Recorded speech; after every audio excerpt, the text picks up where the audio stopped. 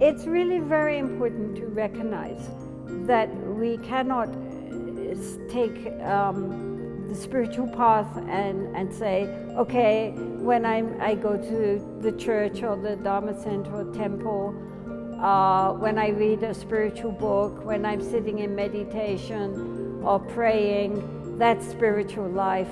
And the rest of the time with my family, at my work, in my social life, that's just worldly activity. If we think like that and make that division, then never will we be able to transform. But if we recognize that there are so many qualities of the heart which need to be developed, very deep spiritual qualities, including loving kindness, compassion, patience, generosity, and so forth, all the wish for others' happiness, then in order to practice, we need other people. If we don't have other people, how can we practice? How can I learn to overcome my anger if I don't have anybody who annoys me? I mean, it's very easy to be patient while you're just sitting there all by yourself, right?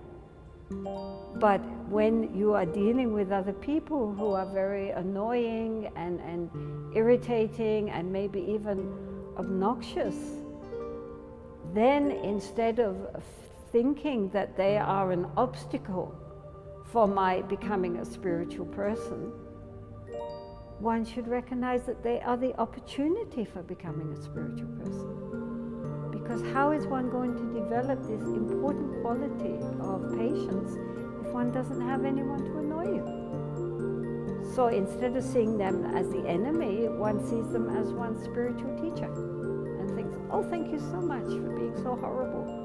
Now I really can practice.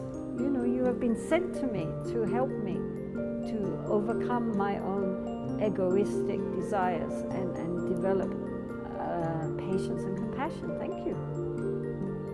And so likewise, all our family, you know, instead of taking them for granted, we really try to think, what can we do, what can we say, how can we be to give them happiness? Our parents, our partners, our children, our siblings. Make them happy. People at work, people you like, people you have difficulties with, wish them happiness. Then everything we do in our life is a spiritual practice.